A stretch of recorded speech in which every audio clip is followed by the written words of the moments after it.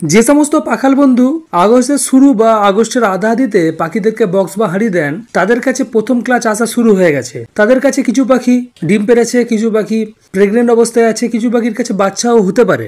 বিশেষ কিছু সতর্কতা রয়েছে, সেইগুলোকে যদি আপনারা অবলম্বন না করেন তাহলে কিন্তু আপনারা পাখির থেকে প্রথম ক্লাচে ভালো একটা ব্রিড পাবেন না।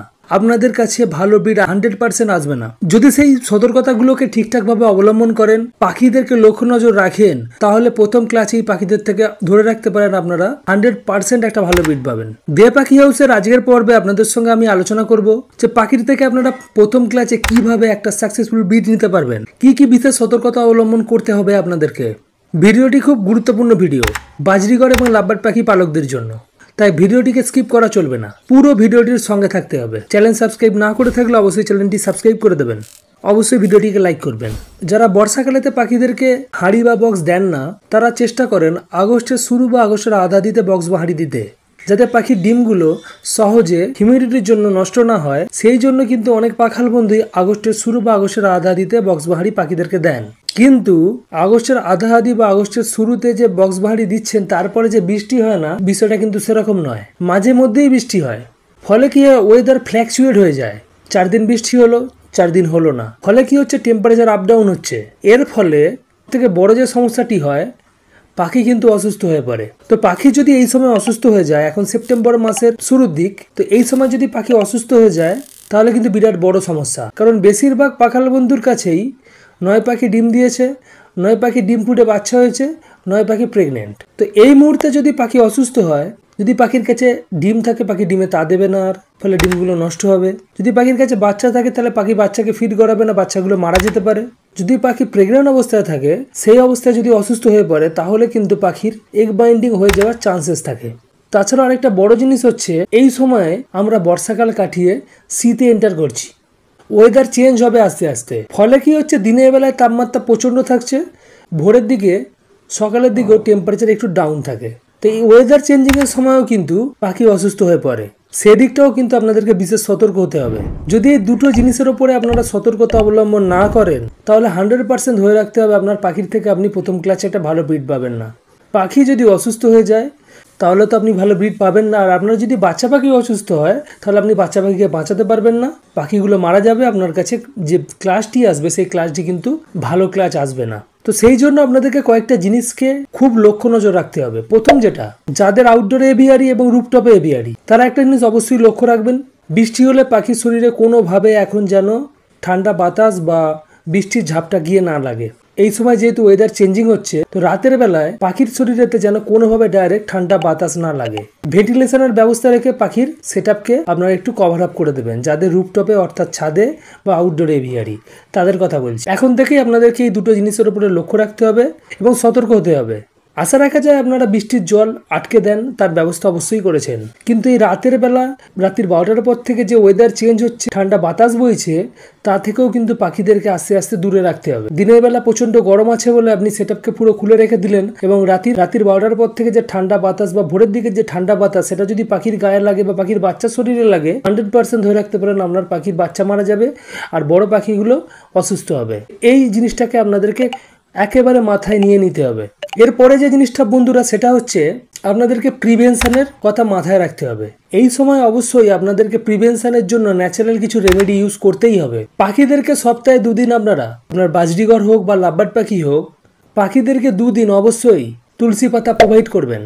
বাজরিগর এবং লাভবার্ড পাখি তুলসী পাতা পুরো আনন্দের সঙ্গে খায়। তুলসী পাতা দেবেন, তাতে পাখিদের ইমিউনো সিস্টেম বুস্ট হবে, পাখিরা সহজে ঠান্ডা লাগায় আক্রান্ত হবে না। পাখিদের ডাইজেশনও কিন্তু এই তুলসী পাতা দিলে ঠিক থাকে। পাখিদেরকে সপ্তাহে অন্তত 1 দিন, এই সময় এই ওয়েদার চেঞ্জিং এর সময় বা যখন বর্ষা চলবে, বৃষ্টি হবে, 2-3 দিন বৃষ্টি হবে, এই সময়, সেই সময়তে অবশ্যই আপনারা পাখিদেরকে গার্লিক ওয়াটার প্রোভাইড করবেন। কিভাবে গার্লিক ওয়াটার বানাতে হয় সেই নিয়ে আমার চ্যানেলেতে আগে একটা ভিডিও দেওয়া আছে, সেটাকে আপনারা ফলো করবেন, আপনাদের বিরাট উপকার হবে। ডেসক্রিপশন বক্সে তার লিঙ্ক আমি দিয়ে দেবো। এই গার্লিক হচ্ছে পাখির জন্য একটা ন্যাচারাল অ্যান্টিবায়োটিক, অবশ্যই ইউজ করবেন এই সময়। আপনারা আদা তুলসী পাতাকে একসঙ্গে ফুটিয়েও পাখিদেরকে প্রোভাইড করতে পারেন সপ্তাহে 1 দিন, তাতে পাখিদের ইমিউনো সিস্টেম বুস্ট হবে। গার্লিক ওয়াটারও পাখিদেরকে দিলে পাখিদের ইমিউনো সিস্টেম বুস্ট হয়। তো এই কটা ন্যাচারাল জিনিসকে আপনারা ইউজ করতে পারেন, তাহলে কি হবে, আপনাদের পাখিরা ইন্টারনালি কিন্তু স্ট্রং থাকবে, সহজে কিন্তু রোগাক্রান্ত হবে না। প্রিভেনশনের ব্যবস্থা করার পরেও যদি আপনার পাখি অসুস্থ হয়ে যায় তখন আপনি কি করবেন? প্রথমেই আপনাদেরকে বলে রেখে দিই, এই সময় যেহেতু ব্রিডিং সিজন চলছে, এই সময়তে কিন্তু অ্যালোপ্যাথি বা ভেট প্রোডাক্ট আপনারা পাখি অসুস্থ হলে ইউজ করতে যাবেন না। প্রথমে চেষ্টা করবেন ন্যাচারাল জিনিস দিয়ে, তারপরে চেষ্টা করবেন হোমিওপ্যাথি ঔষধের মাধ্যমে পাখিকে সুস্থ করার। সেই জন্য আপনাদেরকে যেটা করতে হবে সেটা হচ্ছে পাখির সেটআপেতে আগের থেকে একটু বেশি সময় অতিবাহিত করতে হবে। ফলে কি হবে, আপনারা সহজেই ধরে ফেলতে পারবেন কি যদি অসুস্থ হয়। ধরুন আপনি পাখির সেটআপেতে একটু সময় স্পেন্ড করছেন, পাখিদের বিহেভিয়ারগুলোকে আপনি লক্ষ্য রাখছেন। হঠাৎ করে যদি কোনো পাখির বিহেভিয়ার চেঞ্জ হয়ে যায়, পাখি চুপ করে বসে থাকে, তাহলে আপনার সন্দেহ হবে, আপনি পর্যবেক্ষণ করবেন, দেখবেন পাখিটার কি হয়েছে। পাখিটা যদি গা ফুলিয়ে বসে থাকে, ধরে নিতে হবে পাখিটি ঠান্ডা লেগেছে। পাখিটির যদি গা ফুলিয়ে বসে থাকার সঙ্গে সঙ্গে পাখির ভেন্টেরিয়ায় পায়খানা লেগে থাকে, ভেন্টেরিয়া ভিজে থাকে, তাহলে ধরে নিতে হবে পাখির ডায়রিয়া হয়েছে। পাখির যদি একটা চোখ বন্ধ থাকে, চোখ ফুলে থাকে, তাহলে ধরে নিতে হবে পাখি ঠান্ডা লাগার সঙ্গে আই ইনফেকশনে আক্রান্ত হয়েছে। একটু বেশি সময় যদি অতিবাহিত করেন, যে সুফলটা পাবেন সেটা হচ্ছে পাখি রোগের শুরুতেই আপনারা শনাক্ত করতে পারবেন বা বুঝতে পারবেন আপনার পাখি অসুস্থ হতে চলেছে বা অসুস্থ। তাহলে তখন আপনারা যেটা করতে পারবেন, আপনারা ন্যাচারাল রেমেডি ইউজ করতে পারেন পাখিকে সুস্থ করার জন্য। হোমিওপ্যাথি ওষুধও আপনারা নিশ্চিন্তে ইউজ করতে পারবেন। কিন্তু যদি সেটা অনেক দিনের পুরনো রোগ হয়ে যায়, পাখির মধ্যে রোগের প্রকোপ যদি বেশি হয়, তখন কিন্তু আপনারা ন্যাচারাল রেমেডি বা হোমিওপ্যাথি ওষুধ ইউজ করতে পারবেন না। তখন অবশ্যই আপনাদেরকে ভেট প্রোডাক্ট বা অ্যালোপ্যাথি ওষুধ ইউজ করতে হবে, বা আপনাকে কোনো একটা ডাক্তারের পরামর্শ নিতে হবে, নিয়ে পাখিদেরকে ট্রিটমেন্ট করতে হবে। তো পাখির যদি রোগের শুরুর দিকে আপনারা শনাক্ত করতে পারেন যে পাখির ঠান্ডা লাগায় আক্রান্ত হয়েছে, তখন আপনারা ন্যাচারাল কী জিনিস ইউজ করবেন? তখন আপনারা যেটা ইউজ করতে পারেন, আদা, তুলসী এবং নিম পাতাকে নিয়ে জলে ফুটিয়ে পাখিদেরকে প্রোভাইড করতে পারেন। পাখিটা সহজেই সুস্থ হয়ে যায়। কি পরিমাণে নেবেন সেটা বড় প্রশ্নের চিহ্ন।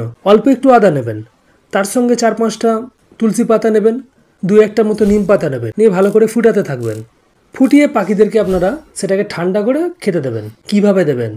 ঠান্ডা করে খেতে দেবেন। হাফ প্লেন জল নেবেন, তার সঙ্গে হাফ এই জলটিকে মিক্স করে পাখিদেরকে দেবেন। অল্প কয়েকদিন দেওয়ার পরেই কিন্তু পাখি সুস্থ হয়ে যায়। যদি পাখির ডায়রিয়া শুরুর দিকে আপনারা শনাক্ত করতে পারেন, তাহলে আপনারা ন্যাচারাল একটা রেমেডি রয়েছে সেটাও ইউজ করতে পারেন। 5 গ্রাম জোয়ান নেবেন, সেটাকে 2 কাপ জলেতে দিয়ে ভালো করে ফুটাবেন। ফুটিয়ে সেটাকে 1 কাপে নিয়ে আসবেন।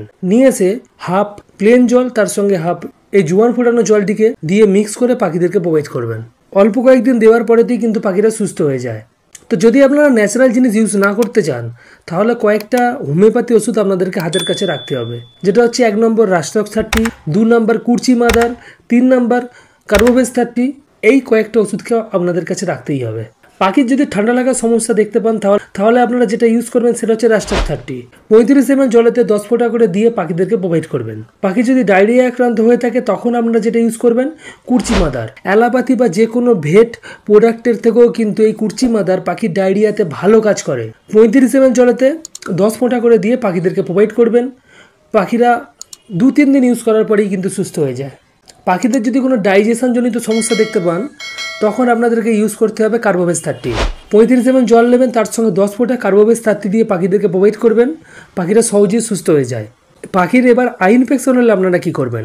পাখির আই ইনফেকশন হলে আপনারা রাস্টক্স 30 35 ml জলেতে 10 ফোঁটা করে দিয়ে পাখিদেরকে প্রোভাইড করবেন খাবার জলে। তার সঙ্গে পাখির চোখে সিপ্লক্স আই ড্রপ দিতে হবে। পাখির দুটো চোখে, যে চোখে ইনফেকশন হচ্ছে সেই চোখে, আর যে চোখে ইনফেকশন হয়নি সেই চোখেও দেবেন 1 ফোঁটা করে, দিনে 2 বার। 3 থেকে 5 দিন দেওয়ার পরেই কিন্তু পাখিদের আই ইনফেকশন সহজেই দূর হয়ে যায়। যদি সিপ্লক্সে কাজ না হয়, আপনারা সিপ্লক্স ডি ইউজ করবেন। অ্যালোপ্যাথি ঔষধ ব্রিডিং সিজনে যতটা কম ইউজ করতে পারবেন ততটাই ভালো। বিশেষ করে অ্যালোপ্যাথি অ্যান্টিবায়োটিক ইউজ করলে পাখিদের স্পার্ম কোয়ালিটি খারাপ হয়ে যায়।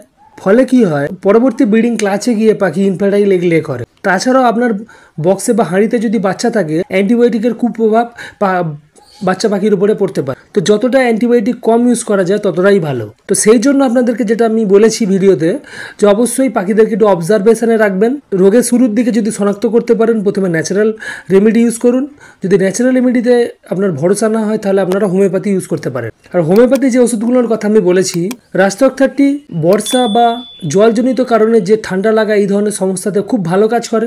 কুর্চি মাদার ডায়রিয়াতে, পাখির ডায়রিয়াতে খুব ভালো কাজ করে। কার্বোভেজ 30 ডাইজেশনজনিত যে কোনো সমস্যাতে কিন্তু খুব ভালো কাজ করে। আপনারা গুগল করে দেখে নিতে পারেন। এই কটা বিশেষ সতর্কতা যদি আপনারা অবলম্বন করেন, তাহলে ধরে রাখতে পারেন আপনি প্রথম ক্লাসে পাখির থেকে 100% একটা ভালো ব্রিড পাবেন। পাখি যদি সুস্থ থাকে, পাখির বাচ্চা যদি সুস্থ থাকে, তাহলে অবশ্যই পাখির থেকে একটা ভালো ব্রিড পাওয়া যায়। পাখি যদি অসুস্থ হয়, পাখির থেকে কখনোই ভালো ব্রিড পাওয়া যায় না। পাখি অসুস্থ হলে পাখি ডিমে তা দেয় না, পাখি অসুস্থ হলে পাখির বাচ্চাকে খাওয়ায় না, পাখি অসুস্থ হলে প্রেগনেন্ট অবস্থায় পাখির এগ বাইন্ডিং হতে পারে। এছাড়াও পাখি অসুস্থ হওয়ার পরে যদি অ্যান্টিবায়োটিক আপনি ইউজ করে ফেলেন তাহলে পাখিকে অবশ্যই রেস্ট দিতে হবে, তারপরে পাখিদেরকে ব্রিডে দিতে হবে। নাহলে কিন্তু যেটা হবে বন্ধুরা, সঙ্গে সঙ্গে যদি পাখিকে দিয়ে ব্রিড করান তাহলে পরবর্তী ক্লাচে গিয়ে পাখি খারাপ একটা ব্রিডিং আপনাকে দেবে। কিন্তু একটা কথা মাথায় রাখবেন, পাখি যদি প্রচন্ড পরিমাণে রোগাক্রান্ত হয়ে যায় তাহলে পাখির প্রাণ বাঁচানো আপনার প্রথম প্রায়োরিটি। সেই জন্য আপনাদেরকে অবশ্যই অ্যালোপ্যাথি বা ভেট ওষুধ ইউজ করতে হবে, পাখিটাকে সেপারেট করতে হবে, অ্যালোপ্যাথি অ্যান্টিবায়োটিক ইউজ করতে হবে, করে পাখিকে সুস্থ করতে হবে। তারপরে একটা পাখিকে প্রোবায়োটিকের কোর্স করাতে হবে, পাখিকে মিনিমাম 15 থেকে 21 দিন রেস্টে রাখতে হবে, তারপরে পাখিদেরকে ব্রিডিংয়ের জন্য আবার আপনাকে ব্রিডিং কেজে ছাড়তে হবে। এই ছিল আজকের ছোট্ট ইনফরমেটিভ ভিডিও। আশা রাখা যায় যারা বাজরিগর বা লাভবার্ড পাখি পালন করা শুরু করেছে নতুন করে, তাদের জন্য এই ভিডিওটি খুব কাজ দেবে। যদি ভিডিও ভালো লাগে অবশ্যই ভিডিওটিকে লাইক করে দেবেন। যদি চ্যানেলে নতুন হন অবশ্যই চ্যানেলটিকে সাবস্ক্রাইব করে রাখবেন। পাখি সম্বন্ধে এই ধরনের ইউনিক ভিডিও আমার চ্যানেলে কিন্তু একদিন ছাড়া আপলোড দেওয়া হয়। আজকের মতো বিদায় নিচ্ছি, পরবর্তী কোনো একটি দিনে নতুন কোনো টপিক নিয়ে 100% দেখা হচ্ছে। ধন্যবাদ।